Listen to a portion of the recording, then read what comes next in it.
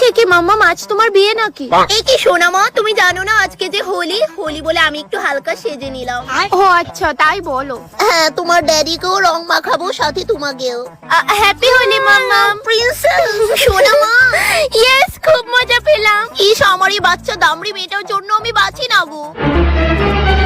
এমা, চুলকানি হচ্ছে কেন প্রিন্সেস? কারণ আমি এতে ইচিং পাউডার মিশিয়েছি, তোমার যাতে চুলকানি হয়। উফ, কত মজা করে আমার সোনা মেয়েটা তার মাম্মামের সাথে। কোনো ব্যাপার না, চুলকে নেবো। আমার প্রিন্সেস যদি খুশি হয় আমিও খুশি।